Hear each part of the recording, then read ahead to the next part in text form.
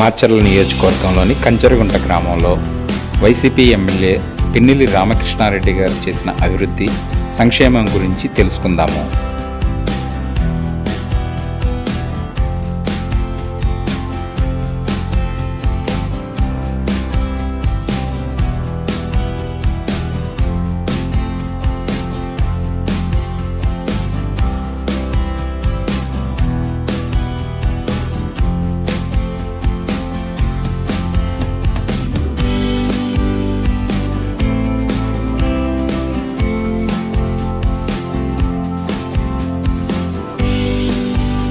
చంద్రబాబు నాయుడు ఒక్క అవకాశం ఇవ్వండి, మహిళలకి చాలా చక్కగా పథకాలు ఇస్తా, రాష్ట్రాన్ని సుభిక్షం చేస్తా అంటున్నాడు. మాకొద్దా దండం పెడతాం, మాకు అవసరం లేదు. చంద్రబాబు నాయుడు పరిపాలన 10 సంవత్సరాలు చేసి ఏం ఉద్దరు ఇచ్చిండు? ఒక్క 2 నాటికి మాకేం ఉద్దరు ఇచ్చేసిండు? 2 నాటికి సచివాలయం కాడికి తిరిగితే అల్లాడిపోతారు ముసలోళ్ళు ఎండలకి. ఏం పరిపాలన చేస్తుండ ఆయన మమ్మల్ని? ఏంటికి ఆయన? దేని గురించి ఆయన? మాకు అవసరం లేదు ఆయన. రైతులకి మంచి చేస్తానంటున్నాడు. రైతులకు మంచి చేసి చేసిండు. ఏం చేసినారు నువ్వు? ఏం ఫలాన్ని చేసినా అని చెప్పమని. ఏం చేసిండు రైతులకి? ఏం చేసిండు? ఏం చేయలే. అనవసరం అతన్ని. మేము పిన్నెల్లి రామకృష్ణారెడ్డి గెలిపించుకుంటాం. జగనన్న పంపిస్తున్నా, మాకు పింఛన్ వస్తుంది, అమ్మాయికి డబ్బులు పడుతుంది, పొదుపులో అన్నీ వస్తున్నాయి. నీళ్ళు, మంచినీళ్ళు మోటార్ వేసారు, అన్ని మంచి పనులే చేసిరండి. మాకు జగన్ అన్న ఉండాలండి. ఎక్కడేమో రామకృష్ణారెడ్డి అన్న ఉండాలి. మాకు అన్ని మంచి పనులే చేసిండు. ఎక్కడైతే ఆయనకు పింఛన్ వచ్చింది, నాకు 18 సంవత్సరాలకు డబ్బులు వచ్చినాయి, మరి డాక్టర్ డబ్బులు కూడా వచ్చినాయి. రామకృష్ణారెడ్డి కానీ ఎమ్మెల్యేగా గెలిపించుకుంటాం. వాటర్ లేనందుకు వాటర్ బోర్ వేయించారు మొన్న. సచివాలయం కట్టించారు. ఇప్పుడు పేదవాళ్ళకి ఇప్పుడు వాలంటీర్ ద్వారా కూడా ఇంటింటికి ఇప్పుడు పెన్షన్ అందిస్తూనే ఉన్నారు. రేషన్ వస్తూనే ఉంది, ఇబ్బంది లేదు. ఇంటింటికి రేషన్ వస్తూనే ఉంది. ఎటువంటి మటుకి ఇప్పటి వరకు ఇబ్బంది లేదు. మాకు ఎమ్మెల్యే గారు బాగానే చేస్తున్నారు. జగనన్న వచ్చిన కాడి నుంచి కూడా మేము చాలా లబ్ధి పొందారు. లేనోళ్ళు కూడా చాలామంది ముందుకు నడిచాడు. ఇప్పుడు వాలంటీర్ ఉద్యోగం ద్వారా కూడా వాలంటీర్ వాళ్ళకైనా కానీ ఇప్పుడు మామూలుగా ఇంకేదన్నా ఇబ్బంది ఉన్నా కానీ వస్తూనే ఉంది. అంటే చంద్రబాబు గారు నేను వస్తే పాలన బాగుంటుంది అనేసి అంటున్నారు. అంతకుముందు ఏం చేశారండి? అంతకుముందు ఏమైనా చేశారా? ఏదైనా కానీ పేదవాళ్ళని ముందుకు పైకి రాణించలేకపోయాడు. ముందుకు ఆయన వచ్చి ఇప్పుడు ఏం చేస్తాడు? అన్ని జగనన్న వచ్చిన తర్వాత నేను చేస్తా అంటే జగనన్న దారి చూపిస్తేనే ఆయన నడుస్తుంది. ఏం చేస్తాడు ఇప్పుడు? జగనన్న ప్రభుత్వంలో స్కూళ్ళు మారినాయి కదా. పిల్లలు ఒకప్పుడు కింద కూర్చొని చదివారండి. ఇప్పుడు షూ నుంచి బెల్ట్ దాకా, టై నుంచి బుక్స్ దాకా అన్ని జగనన్న ఇస్తానే ఉన్నారు. ఆయన వచ్చి ఏం చేస్తాడు? ఇప్పుడు స్కూల్ అయినా కానీ ఏం మారుస్తాడు? ఆయన వచ్చి జగనన్న మార్చాడు కదా. ఇప్పుడు ఆయన వచ్చి ఏం మారుస్తారు సార్? ఇంగ్లీష్ మీడియం అంటున్నారు. ఇంగ్లీష్ మీడియం వాళ్ళ మనవడైతే చదవచ్చు, కానీ మా పేదవాళ్ళ లాంటి వాళ్ళు చదవకూడదా అండి? వాళ్ళ మనవడు ఇంగ్లీష్ మీడియం చదవచ్చు, మా పేదవాళ్ళ లాంటి వాళ్ళు చదవకూడదా? అసలు ఇంగ్లీష్ మీడియం వద్దంటున్నారు. జగనన్న వచ్చిన కాడి నుంచి కూడా ఇంగ్లీష్ మీడియం మేము అది పేదవాళ్ళకైనా దళితులకైనా ఎవరికైనా కానీ ఇంగ్లీష్ మీడియం ఎవరికి తన కుల బాతమా ఏమి లేకుండా మేము చదువుతున్నాము. ఉద్యోగాలు కూడా ఇంగ్లీష్ కావాలా అంటే వాళ్ళ మనవని తెలుగు మీడియం చదివించండి. అర్థమైందా? ఎందుకు చదివించలేదు? ఆయన వివరిస్తున్నాడు కదా అసలు ఇంగ్లీష్ మీడియం ఎందుకు పెట్టారు అనేసి. ఇంగ్లీష్ మీడియం వాళ్ళ మనమన్న చదివకుండా తెలుగు మీడియం వాళ్ళు మనమన్న చదివించి మేము అంటే పేదవాళ్ళు పైకి రానియకుండా తొక్కాలని చూస్తున్నాడు చంద్రబాబు నాయుడు. అంతకాడికి చేసేది ఏం లేదు. మాకు రామకృష్ణారెడ్డి అన్నకి ఇస్తేనే బాగుంటుందని మేము అనుకుంటున్నామండి. బ్రహ్మారెడ్డికి అన్నది మా కాడ అయితే మటుకి చాయిస్ లేదు. మేము చదువుతున్నాము. అసలు మాచర్ల నియోజకవర్గంలోనే లేదు. దళితులకి అవకాశం ఇచ్చింది జగనన్న అండి. ఇప్పుడు నందికి సురేష్ అన్న ఉన్నాడు కదండి, జగనన్న పక్కనే కూర్చోబెట్టుకొని మాకు దళితులకి ఇంత అవకాశం ఇచ్చినందుకు మా జగనన్న ఎప్పుడైనా మాకు అదే చంద్రబాబు అయితే మాకు ఇంత అవకాశం ఇయ్యడు కదండి. అసలు పక్కన కూర్చోబెట్టుకుంటాడా సార్? కూర్చోబెట్టుకోలేడుగా. అంటే జగనన్నే కూర్చోబెట్టుకున్నాడు చూడండి. పేదల అభివృద్ధి చెందాలంటే జగనన్నే రావాలి. గ్రామానికి వాటర్ కానీ పథకాలు కానీ ఈ కులము ఆ కులము ఇబ్బంది లేకుండా అందరికీ అభివృద్ధి బాగానే జరిగింది. బోర్లు వేసిండు, జలనిధులు బోర్లు వేసిండు, వీధి లైట్లు వేసిండ్రు, రోడ్లు వేసిండు. పోయిన కాడ ప్రభుత్వ పథకాలు, సంక్షేమ పథకాలు కానీ, అమ్మఒడి కానీ, ఆసరా కానీ, మరి చేయూత కానీ, విద్యాదీవెన కానీ ప్రభుత్వ పథకాలన్నీ కూడా జగన్మోహన్ రెడ్డి ఏదైతే 2019లో మేనిఫెస్టో పెట్టాడో నవరత్నాలు అన్నీ కూడా ప్రభుత్వ పథకాలన్నీ అందించడం జరిగింది. కుల మత మరి ఏది చూడకుండా, ప్రాంతీయ పార్టీలు ఏది చూడకుండా అందరికి కూడా సంక్షేమ పథకాలు అందించడం జరిగింది. ఈ పథకాల వల్ల ప్రజలందరికీ కూడా లబ్ధి చేకూర్చారు ఈ 5 సంవత్సరాల్లో. మరి అనేక మంది ఏది ఏమన్నా కూడా జగన్మోహన్ రెడ్డిని మళ్ళీ మరి రేపు గెలిపించడానికి ప్రజలందరూ కూడా సంసిద్ధంగా ఉన్నారు. మరి ఎస్సీ ఎస్టీ బీసీ మైనార్టీ వాళ్ళు బాగా మరి తోడ్పాటుగా ఉన్నారు. అలాగే మరి మా నియోజకవర్గంలో పిన్నెల్లి రామకృష్ణారెడ్డి గారు మరి మా పంచాయతీలో మరి అన్నీ కూడా ఎవరికి చూడకుండా, ఏ పార్టీని చూడకుండా అన్ని సంక్షేమ పథకాలు ఇవ్వమన్నాడు. అందరు కూడా లబ్ధి చేకూర్ని, అలాగే పెన్షన్ కూడా మరి కుటుంబంలో ఎవరైతే అర్హులు ఉన్నారో అన్నీ కూడా పెన్షన్లు ఇవ్వటం జరిగింది. ఆ రీతిగా మరి రామకృష్ణారెడ్డి గారిని మా నియోజకవర్గంలో మళ్ళీ 5వసారి గెలిపించుకోవడానికి ప్రజలందరూ కూడా సంసిద్ధంగా ఉన్నారు. మార్పు తెచ్చేదేం లేదు, శాంతి తెచ్చేదేం లేదు. ఆయన ఉన్నప్పుడే మట్టలు జరిగినాయి. 20 సంవత్సరాలు గుంటూరు పోయిండు, మళ్ళీ ఆయన్ని తీసుకొచ్చి పెట్టారు. ఆయన మీదకి ఈయన వచ్చినాకనే అరాచకాలు జరుగుతున్నాయి. కానీ రామకృష్ణారెడ్డి గారు ఉన్నప్పుడు ఏమీ కూడా లేదు, శాంతియుతంగా జరిగినాయి. ఈయన వచ్చిన కాంచి గొడవలు ఈ 2 సంవత్సరాల నుంచి స్టార్ట్ అయినాయి. మరి నేను వస్తేనే జరుగుతుంది అంటున్నారు, కానీ ఆయన వచ్చేదేం లేదు, చేసేదేం లేదు. మరి ప్రజలందరూ కూడా రామకృష్ణారెడ్డి గారి వైపే మొక్కు చూపుతా ఉన్నాడు. ప్రజలకు అందుబాటులో ఎవరైనా చనిపోయినా, ఎవరికైనా బాగలేకపోయినా, ఏదైనా ఫంక్షన్లు అయినా ప్రతిరోజు కూడా నిత్యం ప్రజలకు అందుబాటులో ఉంటున్నాడు. మరి నేను వస్తేనే మార్పు తీసుకొస్తానంటున్నా, కానీ ఆయన వచ్చే మార్పు తీసుకొచ్చేది ఏమి కూడా ఏమి లేదు. ఆయన అనుకోవటమే భ్రమ తప్ప ఏమీ కూడా లేదు. రైతు భరోసా వస్తుందండి, పింఛన్ వస్తుంది. చేలో బోరింగ్ వేసింది, పిలకల బోరింగ్ ఎమ్మెల్యే గారు వచ్చిన తర్వాత ఇది వేసింది, బోరింగ్ వేసింది. రైతు భరోసా వేస్తానని వేయలేదండి. 30 ఏళ్ళు మాకు 35 ఏళ్ళు వేస్తానని లంగ్స్కి వేయలేదు. 2 సార్లు మాకు వేసిండు. అబద్ధం ఎందుకు ఆడాలా?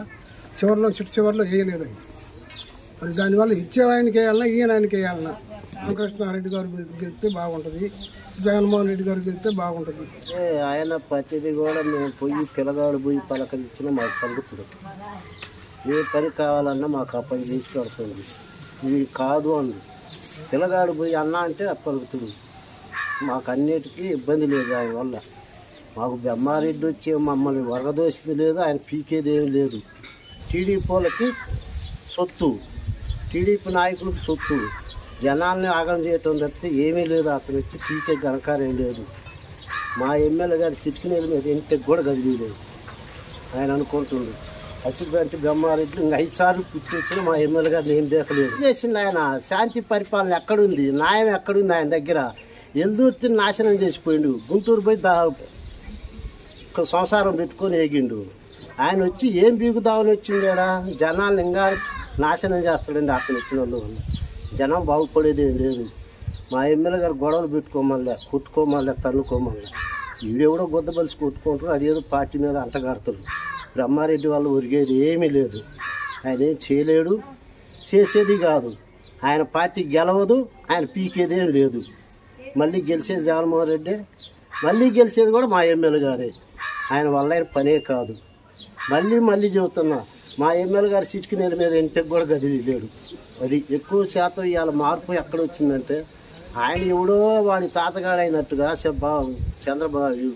చంద్రబాబు నాయుడు ఆయన ఏదో జైల్లో వేస్తే ఈయన పోయి ఒటా ఉట్టిన ఆయనకు పుత్త అంటాం, రోడ్ల మీద పండుకోవటం. ఎవడండి అసలు? ఆయన కాపా చంద్రబాబు నాయుడు? కాపు అయితే నువ్వు కాపుకి పోసగించు. ముద్రగడ పద్మనాభం గారిని ఇబ్బంది పెట్టి ఇంట్లో పెట్టి నాకు మిసల పరిచయం. ఎక్కడుండడు ఈ పవన్ కళ్యాణ్? ఏ మూలన దాక్కున్నావు? హైదరాబాద్లో ఎర్రగడ్డలో నేను పిచ్చి హాస్పిటల్లో చేర్చారు. అప్పుడు ఏం చేసినావు నువ్వు? ఆయాల కులం కాని రాలేదా? ఆయాల కులమోడు కాదా ముద్రగడ పద్మనాభం గారు? ఆయన కోసం ఎందుకు వచ్చి చేయలేకపోయినావు నువ్వు? ఆయాల రోడ్ల మీద పడికాపలు కాయొచ్చుగా, రోడ్డు మీద పడుకుని డొల్లాడకపోయినావా? హైదరాబాద్ నుంచి విజయవాడ దాకా నువ్వు రాలేదు గాయాల. ఇవాళ నీకు ఓట్ల కోసం వచ్చి కులమోడు అన్నావు. నువ్వేదో నీకు నువ్వైపోయి ఆయన పొత్తు కలిసి నేను పొత్తుగలుగుతానంటే ఎవరు సొమ్మండి పార్టీ? నువ్వు ఒక్కడే చేస్తే పార్టీ నీది? ఆ పార్టీ కాపులు పేరు చెప్పుకోవటం ఎందుకు? నువ్వు ఎవడు? నువ్వు కాపు అసలు? అందరం కాపులమే. కాపు అయితే నువ్వేం చేసినావు? కాపులకి ఏమైనా చేసినవా? ఇదిగో పలానా చేస్తున్నాను కాపులకి నువ్వు వచ్చి చేసినావు? మాకు ఏం చేయలే ఆయన. ఆయనకి ఇవిడే పిచ్చోడు కూడా ఓటేయడు. నేను పక్కేసిన చంద్రబాబుకి మీరందరూ వచ్చి పక్క తీయండి అని చెబుతుండు. అంత తప్పితే ఏమీ లేదు. నేను పక్కేసిన ఆయన జైల్లో ఉంటే ఆ పక్కన మీరు తీయండి కులం వాళ్ళు అంత వచ్చి ఊడిపుడు చేయండి అని చెబుతుండు. ఆయన ఎవడండి అసలు మా చెప్పడానికి?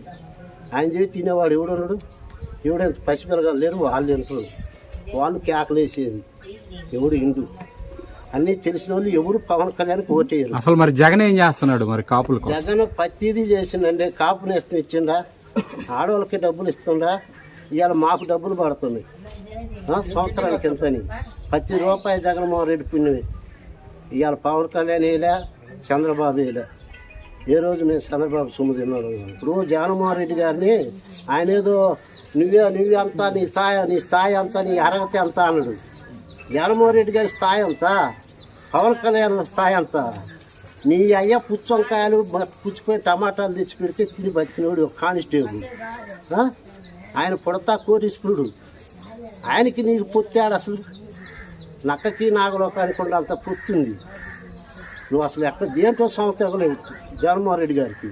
నీ వల్లే కాదు, ఆయన మీద నువ్వు పోటీ పడి చెత్త.